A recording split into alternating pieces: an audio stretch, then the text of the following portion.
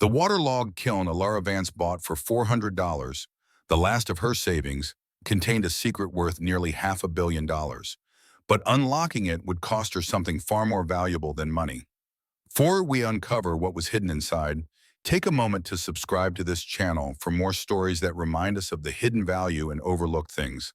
And let us know in the comments where you're watching from in the world. We love seeing how far these stories travel. The rain had been a constant, weeping presence for a week, a gray shroud drawn over the city that seeped into the bones and settled as a damp chill in Alara's small apartment. It was the kind of cold that blankets couldn't fix, the kind that reminded you of all the things you lacked, like proper insulation, a landlord who cared, and a savings account that wasn't perpetually hovering near zero. Her son, Leo, a bright 7-year-old spark of a boy, was huddled on the worn sofa, drawing superheroes in a notebook, his tongue poked out in concentration. He was the sun in her perpetually overcast world, the reason the cold never fully won. The $400 had been earmarked for the overdue electricity bill and a desperately needed new pair of winter boots for Leo. It was practical money, survival money. But then she had seen it, tucked away in the back corner of a salvage yard, a place that smelled of rust and decay and forgotten dreams, stood the kiln. It was a hulking, cylindrical beast of oxidized metal and crumbling fire brick, its sides streaked with silt and grime from the recent flood that had swamped the industrial part of town. To anyone else, it was scrap metal, a worthless casualty of the storm. To Alara, it was a cathedral. She had been a potter once, or rather, she had been studying to be one before life intervened with the ruthless efficiency of a wrecking ball. Leo's father had left, the scholarships had dried up, and the dream of shaping clay into something beautiful had been packed away like old clothes, replaced by the relentless necessity of double shifts at a diner where the smell of grease clung to her hair and her soul. But the dream had never truly died. It had just hibernated, waiting for a sliver of warmth. The kiln was that sliver. She'd haggled with the yard owner, a man with a face like a clenched fist who saw her desperation and feigned disinterest. She'd pointed out the fuss of damage, the rust, the sheer impossibility of anyone ever wanting such a derelict object. He'd grunted and said 400, firm. The number echoed in her head, the exact amount she had painstakingly saved. It felt like a sign or a cruel joke. She chose to believe it was a sign. Driving away with the monstrous thing strapped precariously into the bed of a borrowed pickup truck, a wave of nausea and regret washed over her. The electricity bill danced behind her eyes. Leo's worn-out sneakers, the soles flapping, accused her with every bump in the road. What had she done? This was not just irresponsible, it was a reckless act of faith in a world that had given her little reason to have any. When the kiln was finally delivered, winched into the small, concrete-floored shed behind her apartment building, its presence was overwhelming. It filled the space, a silent, brooding monument to her foolishness. It was bigger and more broken than she remembered. Water still dripped from its lower seams, pooling on the floor. A faint, musty smell of river mud and mold emanated from its core. For 2 days, she just stared at it, the weight of her decision pressing down on her. She fed Leo macaroni and cheese and told him they were having an indoor camping adventure when the lights flickered and died. She lit candles, her hands trembling, the small flames casting long, dancing shadows that made the kiln in the shed look like an ancient, sleeping creature. She was a fool, a selfish, dreaming fool who had traded her son's comfort for a pile of rusted metal. The thought was a physical pain, a tightening in her chest that made it hard to breathe. On the third day, the self-loathing gave way to a sliver of defiance. She had bought the damn thing. She would not let it defeat her. She owed it to the $400, to Leo, to the ghost of the woman she used to be, to at least try. So she began. With a wire brush and a bucket of soapy water, she started to scrub away the years of neglect and the recent trauma of the flood. It was grueling, thankless work. Rust flaked away like dead skin, revealing pitted metal beneath. Grime clung stubbornly in every crevice. Her muscles ached, her knuckles were raw, but as she worked, something shifted within her. The rhythmic scrape of the brush against steel became a kind of meditation. Each patch of clean metal she uncovered felt like a small victory against the overwhelming bleakness of her circumstances. She wasn't just cleaning a kiln. She was scrubbing away her own inertia, her own despair. Leo would come out to the shed, bringing her a glass of water, his small face a mixture of curiosity and concern.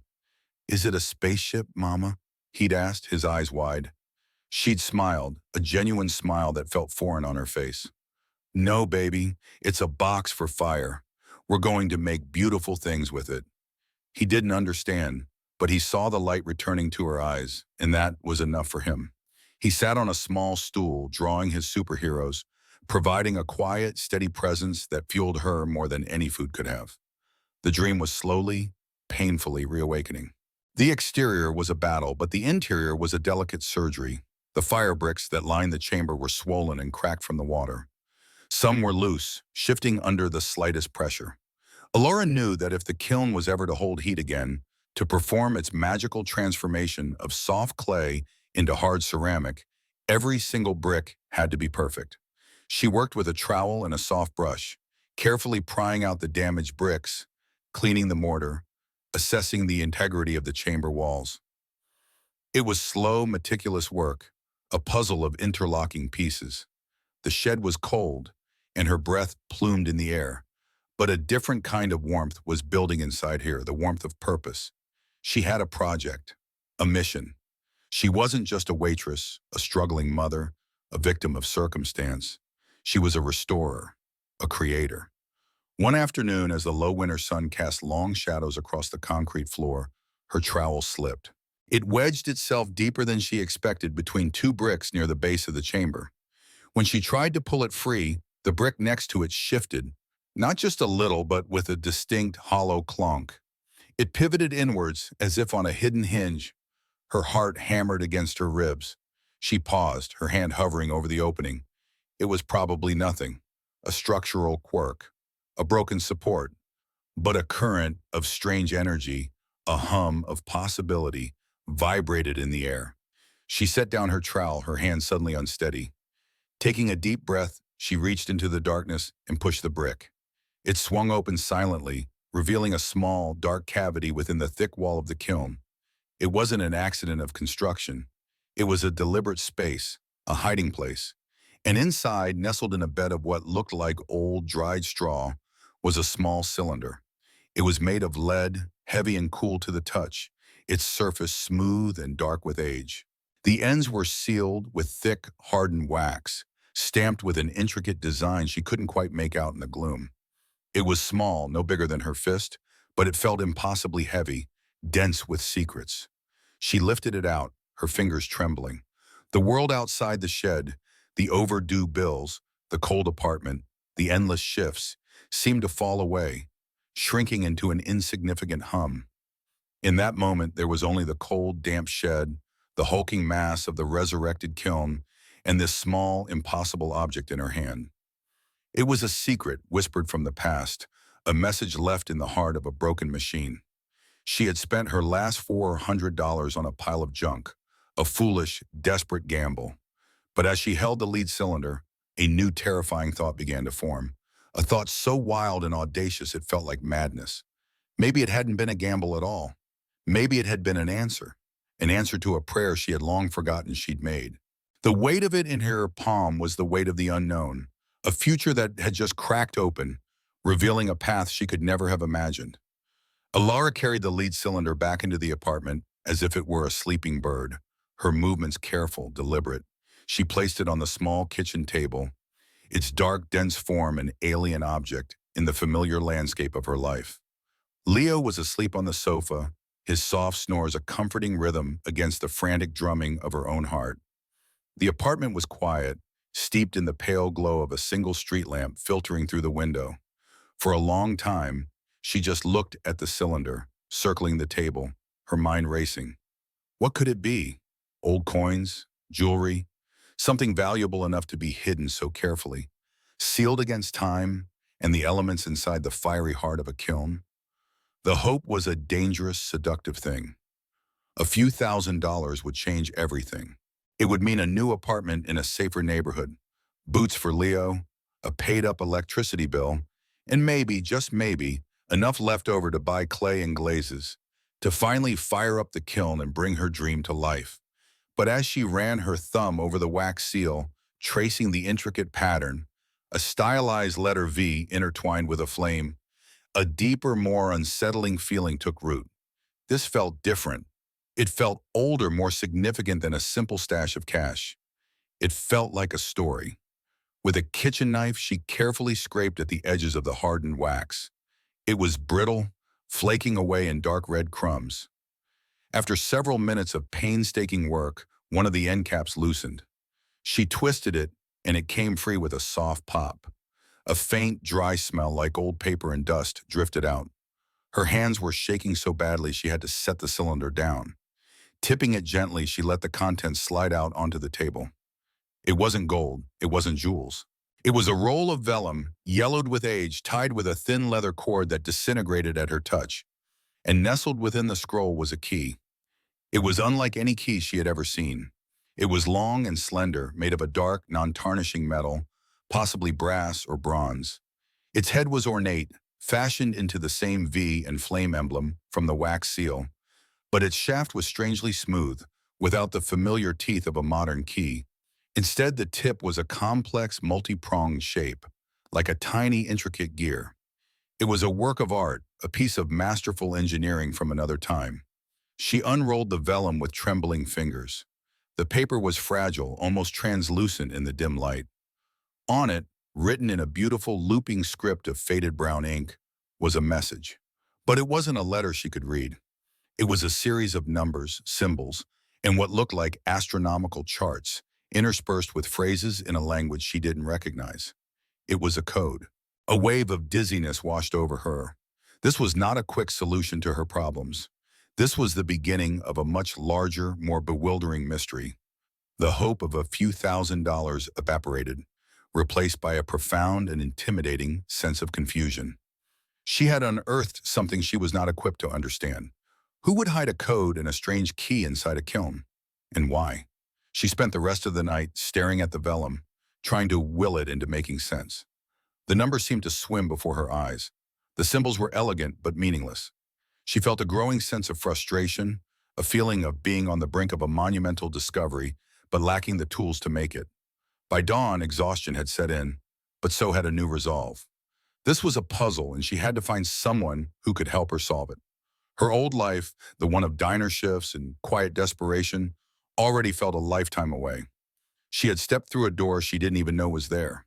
The next day, she called in sick to work, a risk she couldn't afford, but one she knew she had to take. With Leo at a neighbor's, she started her search. A library, she thought, a university, a museum. Someone had to know about old documents, ciphers, antique keys. Her inquiries led her down a rabbit hole of online forums and academic directories, each query leading to more questions. Finally, a name surfaced, mentioned in hushed, reverent tones on an antiquarian message board. Alistair Finch. He was described as a recluse, a semi-retired historian and restorer who specialized in pre-industrial mechanisms and cryptography. He supposedly worked out of a dusty old shop in a part of the city she rarely visited, a neighborhood of brick-fronted buildings and cobblestone alleys. Finding the shop was an adventure in itself. It had no sign, only a small brass plaque next to a heavy oak door that read, Finch and Sons, Restorations. Though the tarnished state of the plaque suggested the sons were long gone. She hesitated on the doorstep, the key and the rolled-up vellum feeling heavy and foolish in her purse. What was she doing? She was a waitress, about to bother some reclusive genius with a piece of junk she found in a broken kiln. He would laugh her out of his shop.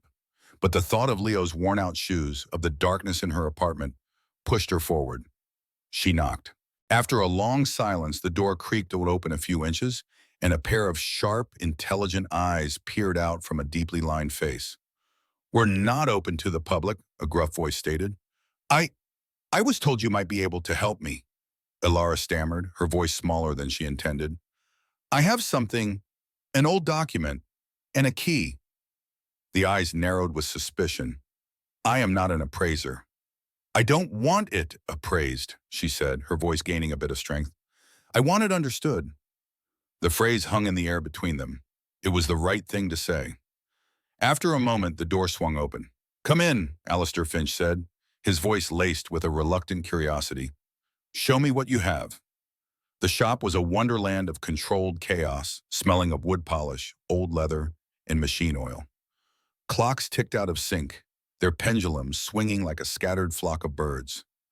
Astrolabes and sextants gleamed on shelves next to half-disassembled music boxes. It was the workshop of a man who didn't just collect the past, but conversed with it. He led her to a large, cluttered workbench and gestured for her to present her findings. With a deep breath, Alara laid the vellum and the key under the bright glow of an angle-poised lamp. Mr. Finch leaned over, adjusting a pair of spectacles on his nose. He didn't touch the items at first, just observed them, his eyes scanning every detail. The silence stretched on, thick with the ticking of the clocks. Alara held her breath. "Where did you get this?" he finally asked, his voice low, the earlier gruffness replaced by a focused intensity. "From an old pottery kiln," she said. "It was hidden inside." He picked up the key, his long, delicate fingers handling it with a practiced reverence. "This is not a key for a door. This is a key for a vault, a high-security lockbox from the late 19th century. The craftsmanship is extraordinary. See the variable pin system at the tip? Ingenious." He then turned his attention to the vellum, using a pair of tweezers to unroll it fully. He produced a large magnifying glass and began to study the script, muttering to himself. "Iron gall ink. The vellum is high-grade calfskin. The astronomical charts are precise, not decorative. This is a multi-layered cipher, a positional key code linked to celestial events." He looked up at her, his sharp eyes boring into hers. "This is not a treasure map, young lady. This is a set of instructions. And whoever wrote it was a brilliant, meticulous, and deeply paranoid individual." He pointed to the recurring emblem, the V intertwined with a flame. "Do you know what this symbol means?" Alara shook her head. "It's the mark of Silas Vance," Mr. Finch said, a note of awe in his voice. "A potter and inventor from the 1880s. A genius. He developed a series of ceramic glazing techniques that were revolutionary, capable of withstanding incredible temperatures. His work was foundational for early engine and furnace technologies. He filed patents, but he was notoriously private. A black man in that era, his genius was both a gift and a target. He was said to have amassed a fortune, but it vanished after his death. No one ever knew where it went." Alara's blood ran cold. "Vance." Her name was Vance. My last name is Vance," she whispered, the words feeling unreal in her mouth. Mr. Finch straightened up, his eyes widening. He looked from her face to the document and back again. "Good heavens," he breathed. The ticking of the clocks seemed to grow louder, each tick marking a second of a new reality she was falling into. "The document," he said, his voice urgent. "It mentions a name, a bank, the Prentice Mercantile Trust, an old institution, very old." He traced a line of numbers with his finger. "This isn't just a code, it's a claim check. And I believe, Miss Vance, you may be the one to cash it in." The name Prentice Mercantile Trust conjured images of austere men in dark suits and buildings made of cold, unforgiving marble. It sounded less like a bank and more like a fortress, a place where people like her were not welcome. Armed with a name and a location provided by an increasingly animated Mr. Finch, Alara felt a tremor of fear that was almost paralyzing. One part of her wanted to take the vellum and the key, retreat to her small, known world, and pretend none of this had ever happened. But the image of Leo's face, his innocent trust in her, was a more powerful force. This wasn't just about her anymore. She had to see it through. Mr. Finch, now fully invested in the mystery, had managed to decode a small but crucial part of the document. The series of numbers, he explained, corresponded to a specific vault number, but only when cross-referenced with a celestial chart for a particular date, the day the bank was founded. It was an elegant, almost poetic layer of security. He didn't want his fortune found by chance, Finch had explained, his eyes gleaming. He wanted it found by someone with patience, someone who could see the pattern, an heir not just of blood, but of mind. Alara didn't feel like an heir of mind. She felt like an imposter. Dressed in her best clothes, a simple black dress that was clean and pressed but undeniably worn, She stood before the grand bronze doors of the Prentice Mercantile Trust building. It was a monolith of granite and glass, a testament to old money and enduring power. It was designed to intimidate, and it was succeeding. Taking a deep breath, she pushed through the heavy doors and entered a lobby that felt like the inside of a cathedral dedicated to commerce. The ceiling soared 3 stories high, the floors were polished marble that echoed her hesitant footsteps, and the air was still and cool, smelling faintly of lemon polish and paper. A severe-looking woman sat at a vast mahogany desk, regarding Alara with an expression of polite disinterest. "Can I help you?" the woman asked, her voice as crisp as a new banknote. "I'm here to access a safe deposit box," Alara said, her own voice sounding thin and reedy in the cavernous space. The woman's eyebrow arched slightly. "Do you have an account with us?" "It's an old one," Alara said, placing the strange ornate key on the polished surface of the desk. The woman stared at the key. For a moment, she seemed poised to call security. But then, a flicker of professional curiosity, or perhaps a long dormant protocol, kicked in. She picked up the key, her expression unreadable.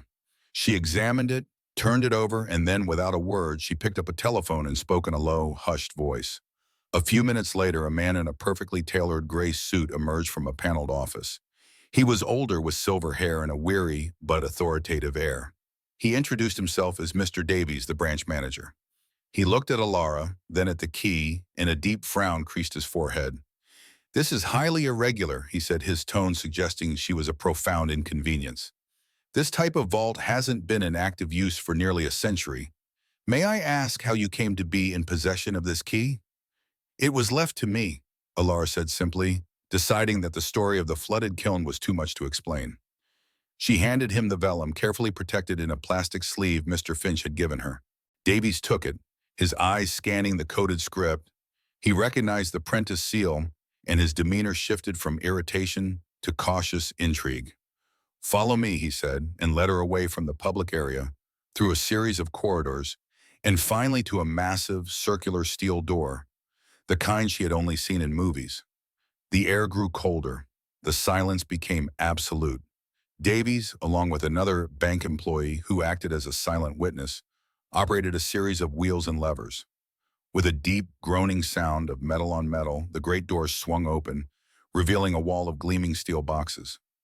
The vault was a time capsule, silent and sterile. Davies consulted a dusty ledger, running his finger down a column of names and numbers. He stopped, his finger resting on one entry. "Vance Silas, Box 713. His eyes flickered towards her. "The number on your document." He led her to a small, unassuming bong in the middle of the wall. There were 2 keyholes. He inserted his master key into one. He gestured for Alara to use hers. Her hand was slick with sweat as she pushed the key into the lock. It slid in perfectly. She turned it, and there was a satisfying, solid click. Davies pulled open the door. The box was made of steel, and it was surprisingly heavy. He carried it to a private viewing room, a small wood-paneled cubicle with a single table and chair, and placed it before her.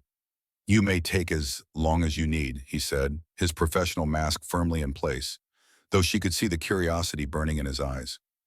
He closed the door, leaving her alone. The silence was deafening. It was just her and the box. For a moment, she couldn't bring herself to open it. This was the moment of truth, the culmination of a wild hope that had started in a salvage yard. With a trembling hand, she lifted the lid. There was no cascade of gold coins, no glittering diamonds. The box was filled with paper. Old, brittle, yellowed paper. There were stacks of stock certificates, their edges crumbling, for companies with names like Etheric Combustion Works and Transcontinental Pneumatic Tube Company.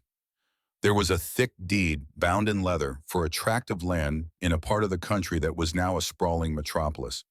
And underneath it all was a journal. It was a simple, leather-bound book, its cover worn smooth with time. She opened it. The first page contained a single sentence, written in the same elegant, looping script as the coded vellum. "Wealth is a tool, not a throne. He who mistakes it for the latter will be its first and greatest slave." It was Silas Vance's journal. As she turned the pages, she felt a profound connection to this man she had never known, this ancestor who was a potter, just like her. But the most significant document was at the very bottom, a formal letter from the Prentice Mercantile Trust, dated 1901. It was an official statement of account for the Silas Vance Legacy Trust. She scanned the document, her eyes struggling to make sense of the columns of figures, the legal jargon, the accrual rates compounded over more than a century. And then she saw the final number at the bottom of the page, the estimated current value of the trust's holdings. Her breath caught in her throat. Her vision tunneled. The number didn't seem real. It was a string of digits that belonged in a different universe, a different reality. $488 million. The room began to spin. She gripped the edge of the table to steady herself. $488 million. It wasn't a number, it was an earthquake. An extinction-level event for the life she knew. She thought of the $400 she had spent on the kiln. That single desperate act had led her here to a small, silent room where a century of accumulated wealth lay waiting. The shock was so profound it felt like grief. The person she had been when she walked into the bank that morning was gone forever. In her place was a stranger, the custodian of a fortune so vast it was incomprehensible, a fortune that came with a warning from the man who had built it. Wealth is a tool, not a throne. The weight of that responsibility settled on her shoulders, heavier than any steel box, more valuable and more terrifying than any amount of money. The journey back to her apartment was a blur. Alara moved through the city streets like a ghost, the vibrant, noisy world around her feeling distant and unreal. The number echoed in ear on a relentless, deafening drumbeat. 488 million. It was an absurdity. It was a joke. It was a life sentence. She let herself into her apartment, the familiar sight of its worn furniture and cramped spaces now feeling like a diorama of a life that was no longer hers. Leo ran to her, wrapping his small arms around her legs. "Mama, you were gone so long. Did you fix the spaceship?" His innocent question was a lifeline, pulling her back from the dizzying precipice of her new reality. She knelt and held him tight, burying her face in his hair, breathing in his familiar scent of crayons and childhood. He was real. He was the only thing that felt real. "Not yet, baby," she whispered, her voice thick with emotion. "But I think I found the instruction manual." That night, after Leo was asleep, she sat at her kitchen table, the single lamp casting a pool of light on Silas Vance's journal. The bank had made copies of the trust documents for her, but the journal, the original, they had allowed her to take. It felt sacred, a direct link to the man behind the fortune. She opened it and began to read. The journal was not a record of business transactions or financial strategies. It was a conversation with himself, with the future, with God. Silas wrote not of his wealth, but of the weight of it. He described in painful detail the racism and jealousy he faced as a black man of genius and means in the late 19th century. His patents were constantly challenged, his business partners tried to cheat him, and threats against his family were a constant shadow. "They see my success not as a product of my mind, but as a theft from theirs," he wrote. "They cannot comprehend that a man of my color could create what they could not. Therefore, my prosperity must be an aberration, an injustice to be corrected by any means necessary." This was why he had hidden his fortune. It was not an act of eccentricity, but of preservation. He had converted his assets into a complex trust, designed to grow in silence and shadow, managed by the only institution he believed was soulless enough to be impartial, the Prentice Bank. He had created the elaborate puzzle of the kiln, the key, and the cipher not as a game, but as a filter. "Let this inheritance not fall to the grasping hand or the greedy heart," he instructed in one entry. "Let it be found by one who understands the fire. Clay is worthless mud until it is tested by flame. It is in the crucible that its true nature is revealed. So too with a person. So too with a legacy." Alara felt a chill run down her spine. The kiln. It wasn't just a hiding place, it was a symbol, a test. He had left his legacy in the one place an artist, a creator, a fellow potter would look. He was searching for an heir of spirit. As she read on, she discovered the source of his true passion. He wrote with lyrical beauty about the art of pottery, the feel of the clay, the alchemy of the glaze. He saw it as a metaphor for life, taking the common earth and, through pressure, intention, and fire, transforming it into something of use and beauty. His groundbreaking glaze formulas, the source of his initial patents and wealth, were born from this artistic passion. He wasn't a businessman who happened to be a potter. He was a potter whose art had made him a reluctant businessman. "I have made a fortune from what I love," he lamented in one passage, "and now the fortune threatens to consume the love itself. It is a gilded cage. I spend my days with lawyers and accountants, my hands stained with ink instead of clay. I fear my descendants will inherit the cage, but not the wings." The words resonated so deeply with Alara, they felt like her own. She, too, had felt her creative spirit being crushed by the relentless demands of survival. She understood his fear. This wasn't just an inheritance of money. It was an inheritance of a profound and painful dilemma. The journal was his attempt to resolve it. He laid out a philosophy, a moral code for his unknown heir. He urged them to see the money not as a personal prize, but as a responsibility. "Use this tool to build, not to acquire," he wrote. "Create opportunities where none exist. Nurture the spark of creation in others, for it is the only true engine of progress. Do not build monuments to yourself, but workshops for the future. Let my legacy be not a name on a building, but 1,000 hands, skilled and inspired, shaping a better world from the clay of the present." Lara closed the journal, her hands trembling. The immensity of his vision, of his charge to her, was overwhelming. He wasn't just giving her money, he was giving her a mission, a life's work. The fear she had felt earlier began to transform into something else, something more terrifying and more profound. Purpose one. She was no longer just Alara Vance, single mother and waitress. She was the custodian of Silas Vance's dream. She looked around her small, shabby apartment. For the first time, she didn't see lack. She saw a beginning. She saw the before in a story that was about to become something epic. The kiln in the shed was no longer a rusty piece of junk.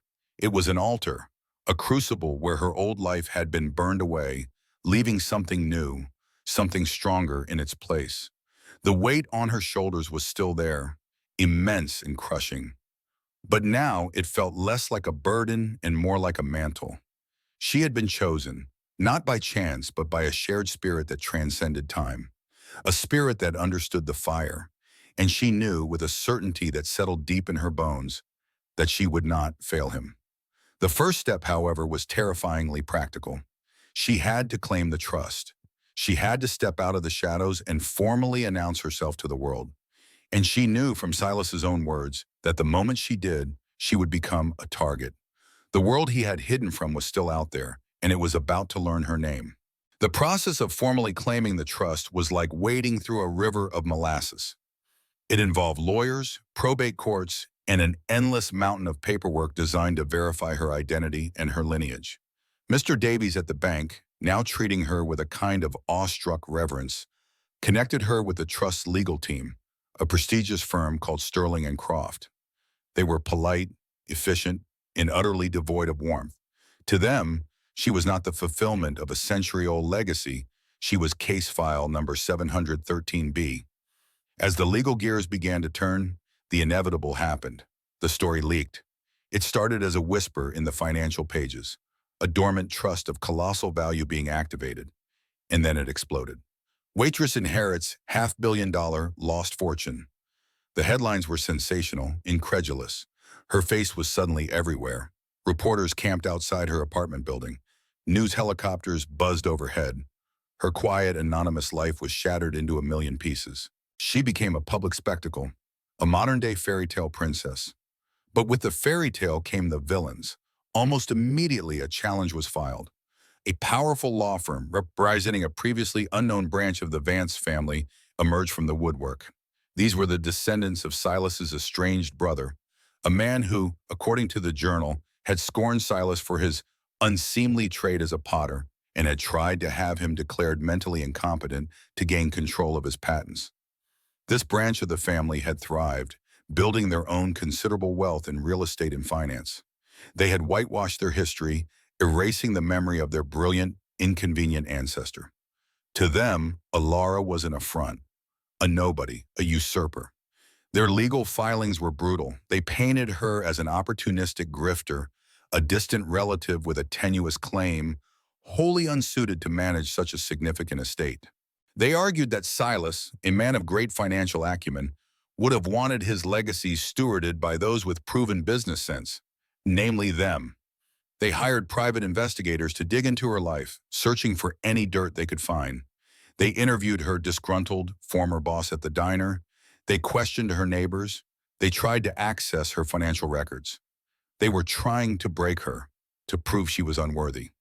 The public scrutiny was a nightmare. Every detail of her modest life was picked apart and judged. Commentators debated her moral fitness on cable news. Was she qualified? Did she deserve it? The narrative they tried to spin was clear. She was poor. She was a single mother. She was a black woman who worked a menial job. How could she possibly be the rightful heir to such a powerful legacy? Alara felt besieged, exposed, and utterly alone. She stopped leaving her apartment, drawing the blinds and trying to shield Leo from the chaos outside. The world that had once been indifferent to her existence was now obsessed with her destruction. Mr. Finch became her only link to the outside world, a steadfast ally against the storm. He would bring groceries and read to Leo, his calm, scholarly presence a balm to her frayed nerves. "They are not fighting you, my dear," he told her one evening, as they sat in the dim light of her living room. "They are fighting him. They are fighting the ghost of a man whose brilliance they could never match. You are just the vessel of his legacy, and that makes you their target." His words helped, but the pressure was immense. The lawyers at Sterling and Croft, while professionally committed to upholding the trust's instructions, were clearly unnerved by the contentious claim. They began to speak of settlements, of compromises. One of the senior partners, a man named Marcus Thorne, sat her down in a sterile conference room. "Miss Vance," he began, his voice smooth and reasonable, "the claimants have made an offer. They are prepared to give you a substantial sum, $10 million, in exchange for you renouncing your claim to the estate. You would be free of this litigation, free of the media. You and your son would be set for life. It is a clean, simple solution." $10 million, the number was breathtaking. It was more money than she could have earned in 100 lifetimes. It was an escape hatch from this entire nightmare. She could take it and disappear.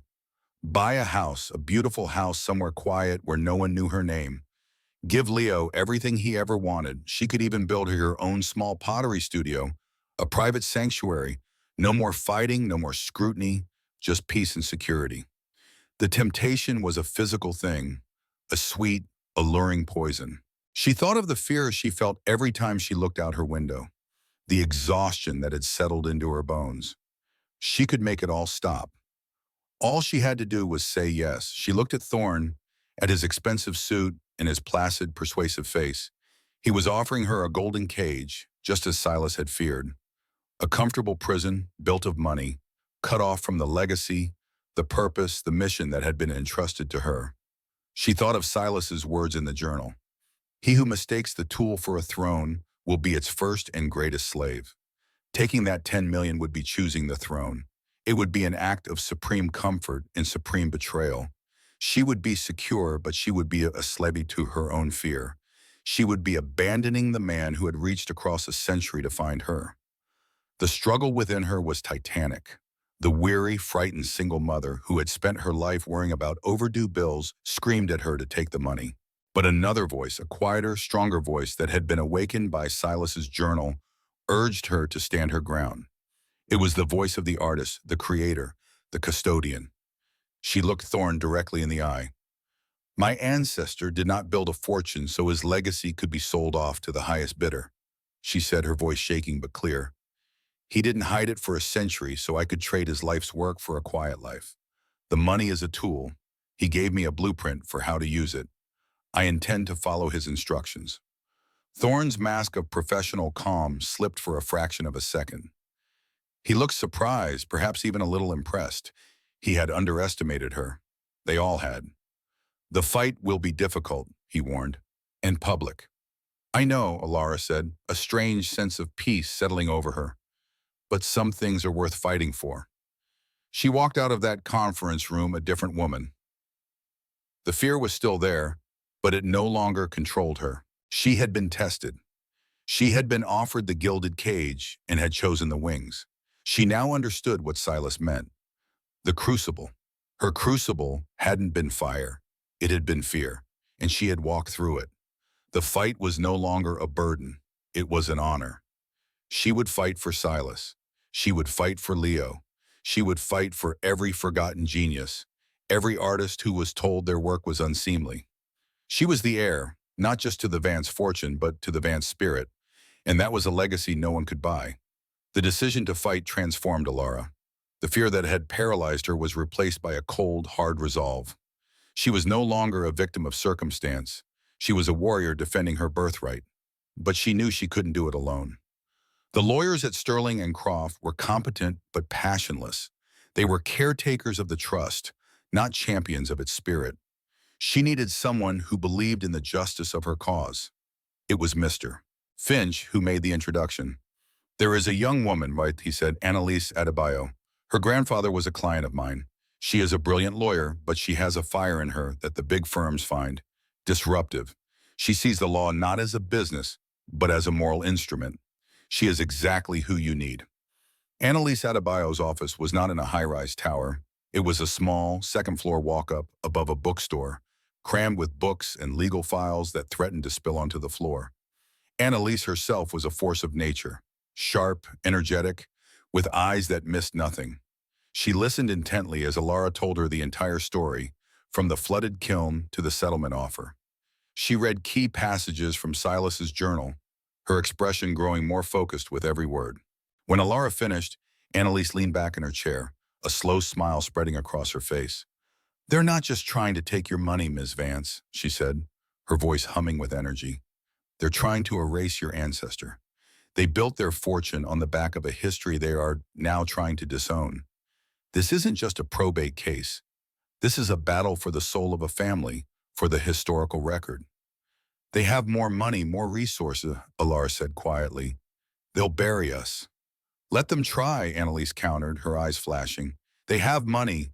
We have the truth. We have Silas. We'll let him speak for himself through that journal. We'll build our case not on legal precedent alone, but on moral authority. We will prove to the court that you are not just the heir of blood, but the heir of purpose." For the first time since the ordeal began, Alara felt a surge of hope. In Annalise, she had found not just a lawyer, but a partner. The two of them, with Mr. Finch as their historical consultant, formed an unlikely but formidable team. They worked tirelessly out of Annalise's cluttered office, fueled by coffee and a shared sense of mission. Annalise delved into the legal strategy, unearthing obscure inheritance laws and precedents regarding testator intent.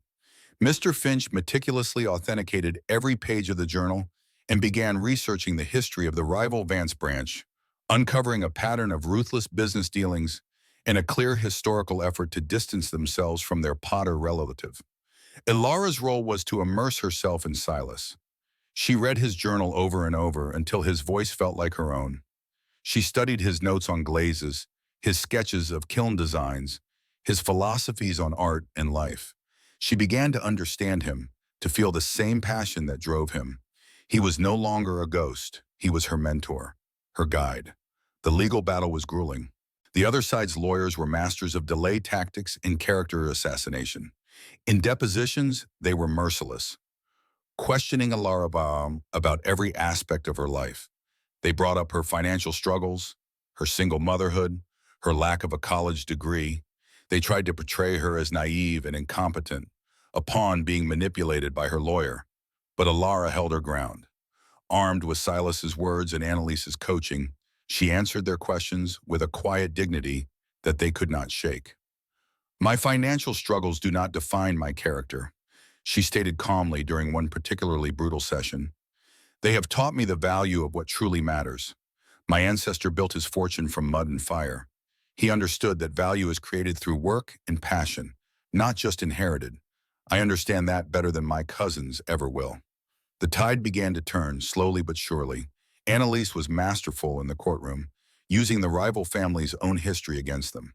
She presented evidence of their attempts to erase Silas from the family tree, arguing it demonstrated their contempt for the very man whose legacy they now claimed to be best suited to protect.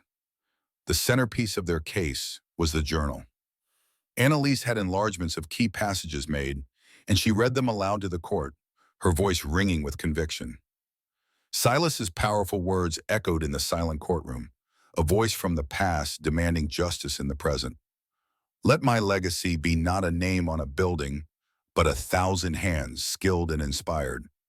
Even the judge, a stern, impassive woman, seemed moved. But Annalise knew it wasn't enough. They needed something more, something irrefutable that would prove Silas's intent beyond any doubt. The rival lawyers kept hammering on the point that Silas was, above all, a brilliant businessman. They argued his poetic language in the journal was merely a hobby. His true intent would have been pragmatic, business first. We need to connect the artist to the fortune in a way they can't dismiss, Annalise said late one night, surrounded by piles of documents. We need to prove that for Silas, the art and the business were one and the same. Alara's mind went back to the kiln. It was the beginning of everything. She felt a pull, a certainty that it held one more secret. I need to go back to the shed, she said. I think I missed something. That night, with a powerful flashlight, she returned to the cold, silent space that had changed her life. The kiln stood there, a patient, ancient beast. She had cleaned it, repaired it, but she had never truly examined it as an artifact, as a piece of Silas's own work. She ran her hands over the fire bricks, feeling the texture, the heat-scorched surfaces. She thought about him building this, his hands laying these very bricks. He was a meticulous man, a man who hid secrets in plain sight. Her light played across the interior wall of the firing chamber. Something caught her eye. It was faint, almost invisible, obscured by a century of soot and use. A series of markings, not carved, but seemingly burned into the clay of the bricks themselves. They weren't letters or numbers. They were chemical symbols. H2O, SiO2, Al2O3. It was a formula, a recipe. She pulled out her phone and took a picture, her heart pounding. She sent it to Mr. Finch. His reply came almost instantly. My God, Alara, do you know what this is? These are the base components for a high-temperature feldspathic glaze. But there are other, more obscure elements listed here. Proprietary additives. This has to be it. This is the formula for his sunstone glaze. The one from his most famous patent. The one that made his fortune. Alara stared at the inscription, a wave of awe washing over her. He hadn't just hidden the key to his fortune in the kiln. He had inscribed the very source of that fortune into its walls. It was a final, brilliant testament. The kiln wasn't just a container for the secret. The kiln was the secret. It was the art, the science, and the legacy, all forged together in one place. He had left his inheritance not for the person who could find the key, but for the person who could understand the fire. Annalise's face, when Alara showed her the picture, was a study in triumph. That's it, she whispered. That's the closing argument. That's the ball game. The final day in court was thick with tension. The chamber was packed with journalists and curious members of the public. The rival Vance family sat in the front row, their faces rigid with confidence. They believed they had successfully painted Alara as an unsophisticated amateur, unworthy of the Vance name. Their lead counsel delivered a closing argument that was polished, condescending, and focused entirely on the numbers. He spoke of fiduciary duty, asset management, and maximizing shareholder value. He portrayed Silas Vance as a titan of industry whose legacy was a financial empire, an empire that required experienced, ruthless hands to guide it. To give control of this estate to a woman with no business experience, he concluded, gesturing towards Alara, would not be an act of justice. It would be an act of gross negligence, a betrayal of everything Silas Vance stood for. Then it was Annalise's turn. She didn't approach the judge's bench with a stack of files. She walked to the center of the courtroom holding a single photograph. The opposing counsel speaks of what Silas Vance stood for, she began, her voice quiet but carrying to every corner of the room. They speak of him as a businessman, a financier, and he was. But they have deliberately ignored who he was at his core. Before he was a titan of industry, he was something else. He was a potter. She paused, letting the word hang in the air. He was a man who worked with his hands, a man who found magic in mud and fire. His fortune was not an accident. It was the direct result of his art. She then presented the photograph of the chemical formula inscribed on the kiln wall. This, she said, her voice rising with passion, is the final page of Silas Vance's last will and testament. It is not written on paper and filed with a court. It is written in fire on the wall of his crucible. This is the formula for his revolutionary glaze, the very source of the fortune we are discussing today. She turned to face Alara. Silas Vance did not hide the key to his legacy in a bank vault. He hid it in the one tool that defined his life, his kiln. Why? Because he knew that only a certain kind of person would ever find it. Not a banker, not a lawyer, not a real estate mogul, but an artist. Someone who would look at a broken, flooded piece of junk and see not its monetary value, but its potential. Someone who would have the patience and the reverence to restore it, to understand it, to look deep into its heart. She pointed at Alara. That is the person Silas Vance was looking for. Not an heir to manage his money, but an heir to understand his soul. He didn't want a custodian for his portfolio. He wanted a custodian for his purpose. Alara Vance is not just a descendant, she is his spiritual successor. To deny her this inheritance is to deny the final, most brilliant wish of the man who created it. A profound silence fell over the courtroom. Annalise had not just made a legal argument. She had told a story. She had resurrected Silas Vance and let him speak. The judge looked at the photograph, then at Alara, her expression thoughtful, unreadable. The verdict came 2 weeks later. Alara, Annalise, and Mr. Finch sat in the now empty courtroom as the judge read her decision. Her words were measured, her reasoning precise. She cited legal precedents on testator intent, but she also spoke of the overwhelming weight of the non-traditional evidence, the journal, the placement of the key, and most decisively, the formula in the kiln. It is the finding of this court, the judge concluded, her voice ringing with finality, that the intricate and deeply personal nature of the succession puzzle left by Mr. Silas Vance demonstrates a clear and undeniable intent.